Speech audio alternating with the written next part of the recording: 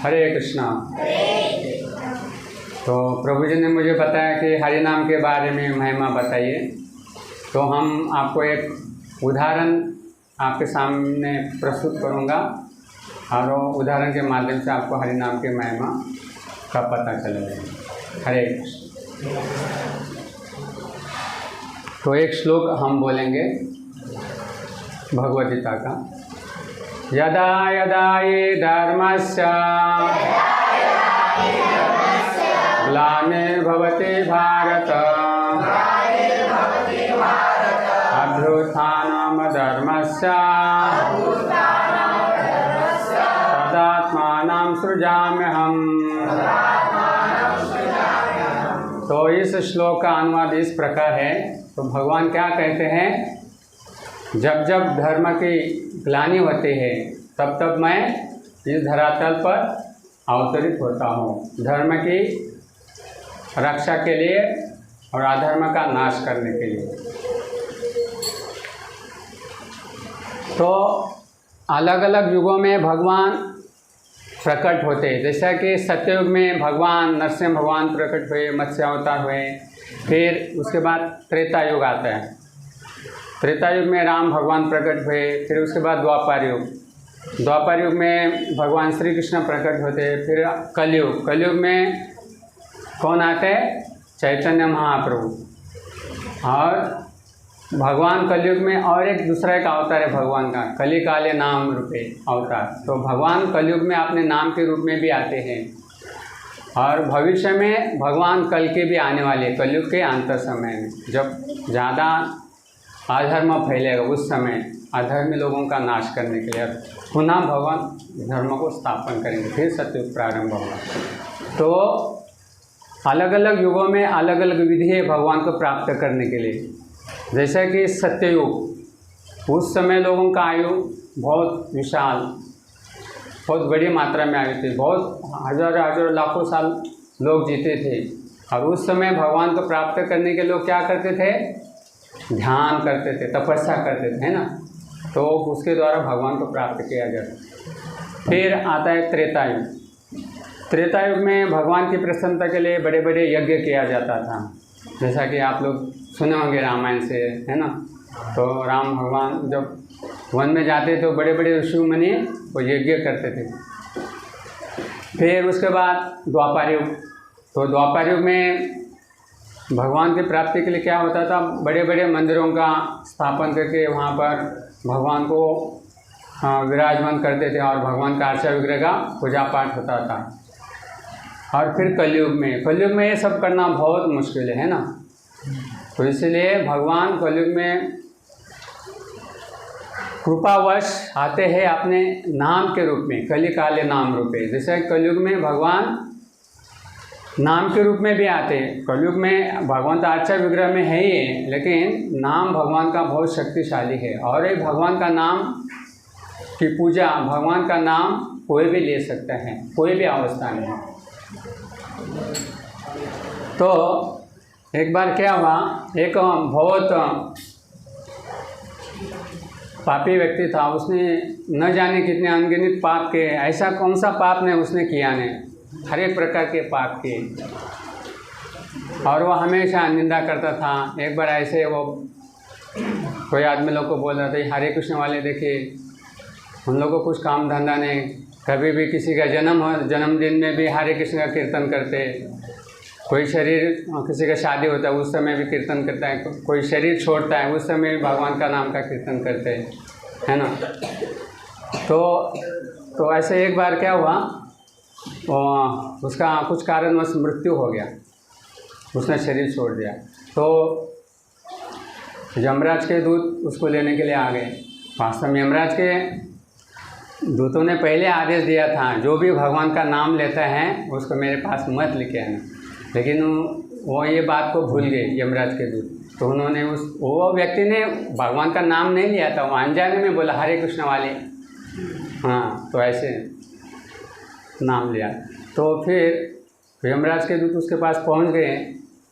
उनको लगा ये बहुत पापी व्यक्ति, चलो अभी इनको हम लेके जाते यमराज के दरबार, उसको सज़ा देना है ना। और क्या सज़ा देना है, यमराज डिसाइड करेंगे। तो पहले उनको लेके जाता है कहाँ पर, चित्रगुप्त। चित्रगुप्त जो उनका जो सेवा है, जितने सारे जीव है उनका जो कर्म का हिसाब किताब लेखा जोखा सब उनके पास में रहता है, बहुत बड़ा कंप्यूटर उनके पास।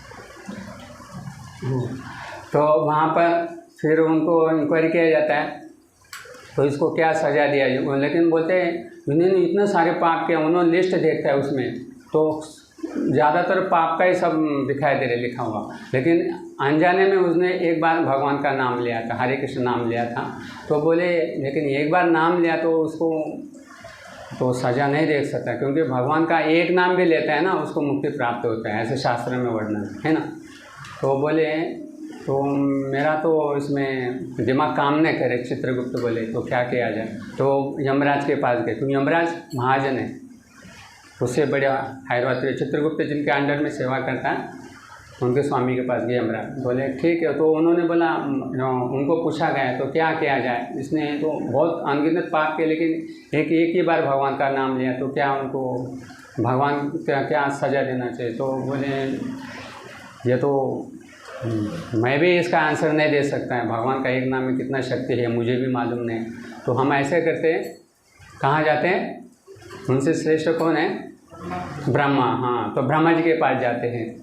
तो फिर यही प्रश्न पूछे जाते हैं ब्रह्मा जी को, और ब्रह्मा जी भी वो भी आंसर देने में असफल होते और बोलते हैं तो मेरी बस की बात नहीं, भगवान के एक नाम में कितना शक्ति है तो मैं भी नहीं बता सकता। फिर उनसे और वरिष्ठ अधिकारी जो है देवता कौन है, महादेव, शिव जी। हाँ, तो उनके पास जाते, तो महादेव जी बोलते हैं, तो उनको वही प्रश्न पूछा जाता है भगवान का नाम के बारे में। तो बोलते हैं मैं भी दिन रात राम नाम जप करता है ना, लेकिन भगवान के एक नाम में कितना शक्ति है तो मैं भी इस शक्ति का वर्णन करने में असमर्थ है।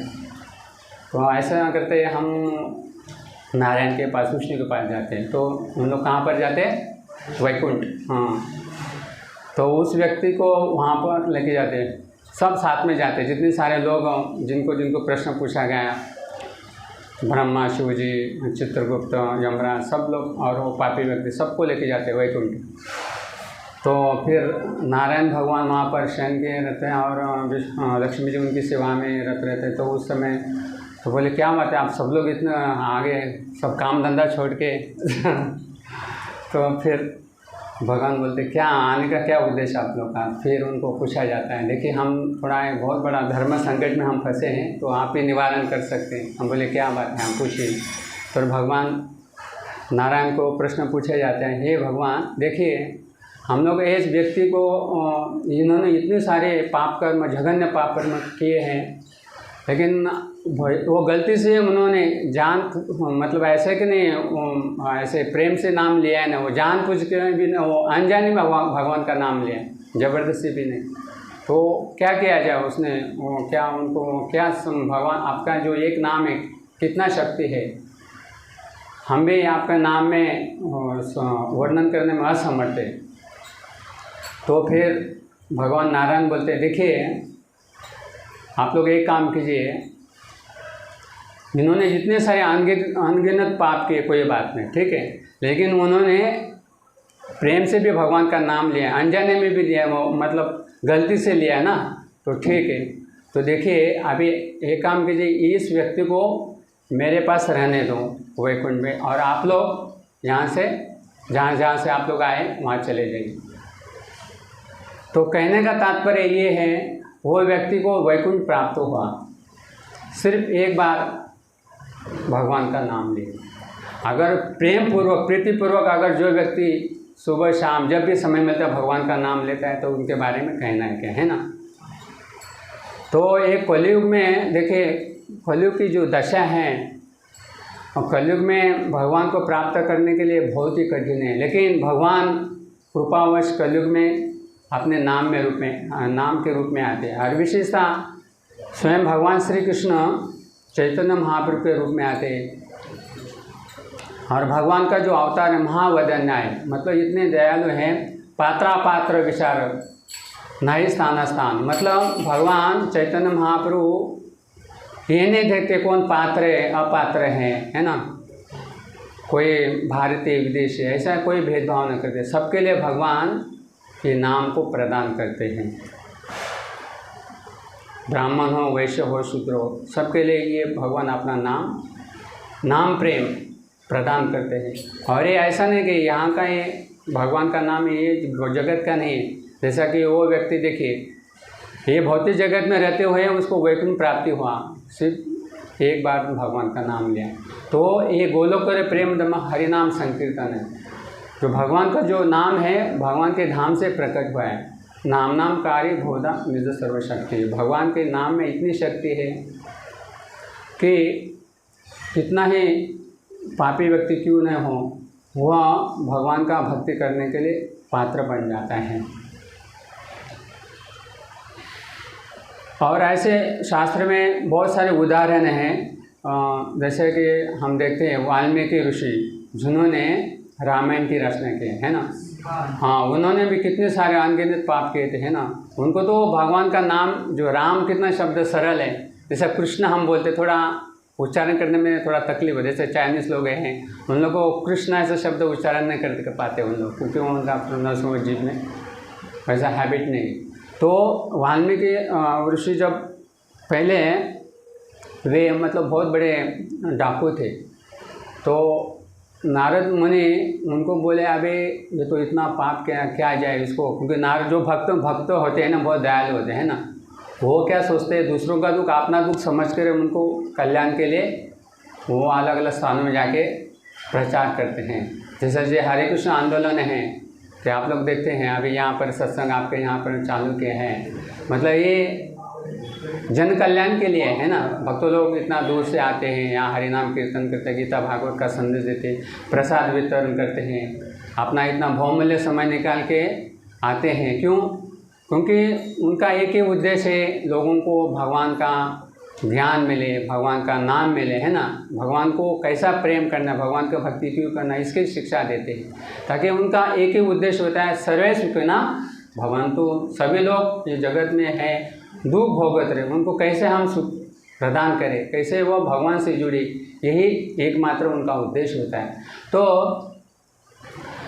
वाल्मीकि ऋषि जब वो बहुत बड़े डाकू थे, तो नारद मुनि को दया आया, चलो बोले अभी इनको तो कुछ करना पड़ेगा, है ना, उनको भक्त बनाना है, तो भगवान के करीब लाना है, उनको भी भगवान का भक्ति प्रदान करेंगे। चलो, तो गए उनके पास, तो उनको बोले आप भगवान का नाम लीजिए, राम राम बोलिए, तो नहीं हो पा रहे, क्योंकि जैसा बोलते हैं ना, जो पापी व्यक्ति है वो भगवान का नाम नहीं ले पाते हैं। क्योंकि एक संत बताते हैं, बहुत सुकृतांची जोड़ी म्हणून विठ्ठलावरी, मतलब जिन लोगों का पिछले जन्म का बहुत बहुत पुण्य है ना, बहुत भक्तियुक्त सुकृति, वही लोग इस मार्ग में आते हैं, भक्ति मार्ग में आते हैं। और भगवद्गीता में भगवान श्री कृष्ण बताते हैं, भवनाम जन्मना मनते ज्ञानवान माम प्रवदते। बहुत जन्म के बाद जिनको ये ज्ञान प्राप्त है, वासुदेव सर्वमिति, मतलब वास्तव में भगवान ही सब कुछ है ना, करता धरता, और हमें भगवान का भक्ति करना, हमारा जीवन का एकमात्र उद्देश्य क्या होना है, भगवान का भक्ति करना है और भगवान को प्राप्त करना है, यही होना चाहिए। तो फिर नारद मुनि उनके पास गए, फिर उन्होंने भगवान का नाम प्रदान किया, लेकिन वो सक्षम नहीं हो पा रहे भगवान का नाम लेने के लिए। तो बोले अच्छा, उन्होंने एक नया टेक्निक लगाया, बोले ठीक है, अगर आप राम राम नहीं बोल पाए तो मारा मारा बोलो, उल्टा नाम बोलो। तो मारा मारा से उनको फिर क्या होता है, राम आ जाता है। हाँ, फिर धीरे धीरे देखिए, वो इतने बड़े पापी व्यक्ति डाकू थे, और डाकू से क्या बड़े साधु बन गए, और उन्होंने राम भगवान का चरित्र पूरा वर्णन किया। राम भगवान का जन्म से लेकर लास्ट तक अंतिम लीला तक संपूर्ण चरित्र वर्णन किया। उसको हम लोग रामायण के नाम से जानते हैं और हम पढ़ते हैं। और देखिए, रामायण जो ग्रंथ है, त्रेता युग की घटना है, आज भी लोग सुनते हैं, पढ़ते हैं ना कथा। तो कहने का तात्पर्य ये है कि जो भगवान का नाम है, कितना ही पापी व्यक्ति क्यों न हो, अगर वो भगवान के भक्तों के सानिध्य में आते हैं तो भगवान के जो भक्त बहुत दयालु होते उनको मार्गदर्शन करते हैं, और भगवान का भक्ति वही दे सकता है, भगवान के भक्त ही भगवान के भक्ति दे सकते हैं ना। और कोई भी व्यक्ति भगवान के पास डायरेक्ट नहीं जा सकते है ना। जितने सारे भक्त भगवान के पास पहुँचे हैं,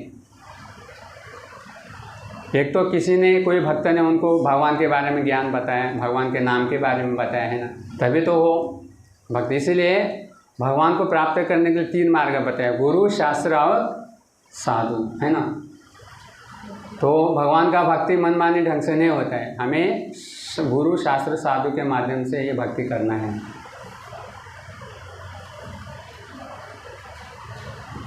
और ये मनुष्य जन्म इसीलिए मिला है भगवान का भक्ति करने के लिए, क्योंकि हम लोग जो है 84 लाख योनि भ्रमण करते हुए आए हैं, ये मनुष्य शरीर मिला है। और मनुष्य शरीर एक ऐसे है जिसमें हम भगवान को प्राप्त कर सकते हैं। अगर इस मनुष्य शरीर में अगर भगवान का हम भक्ति नहीं करते तो फिर क्या होगा? पुनरपि जन्म पुनरपि मरणम जननी जठने शयनम, मतलब बारंबार जन्म लेना पड़ेगा, है ना, फिर शरीर छोड़ना पड़ेगा। बहुत कष्ट है, जन्म लेना भी कष्ट है। माँ के घर में हम कितना 6 महीना रहना पड़ता है, 9, हाँ, तो कितना उसमें पैक अवस्था में रहते हैं। और बच्चा को जब माँ खट्टा मीठा खाते तो उसको तकलीफ़ होता है, वो शिशु को, लेकिन वो कुछ नहीं कर पाता, उसको सहन करना ही पड़ेगा। बहुत सारे कृमि उसको काटते हैं ना। श्रीमद् भागवत में वर्णन है, जो जीवात्मा जो भगवान से प्रार्थना करते हैं, जो भाग्यशाली जीव हैं, वो उस अवस्था में, गर्भावस्था में जब रहता है ना जीव, तो भगवान से क्या प्रार्थना करते हैं पता है? हे भगवान, वो प्रार्थना करता है उस समय, उसका कुछ भगवान की कृपा से कुछ चेतना जागृत होता है। वास्तव में सुप्त अवस्था में रह, लेकिन कुछ भाग्यशाली जीव है, उनको भगवान की कृपा से वो प्रेयर करने लगता है। उस समय भगवान को प्रार्थना करता है कि हे भगवान, मुझे इस कारागार से आप छुटकारा दिलाइए, मुझे मैं जब बाहर आऊँगा तो आपका मैं भजन करूँगा, है ना, आपका नाम लूँगा। हरे कृष्णा कृष्णा कृष्णा हरे हरे, हरे राम राम राम हरे हरे। तो जब जैसे वो शिशु बाहर आता है तो क्या फिर संसार के माया मोह में फंस जाता है। उसने प्रतिज्ञा किया था, क्या किया था? हे भगवान, मैं आपकी भक्ति करूँगा, आपका नाम लूँगा।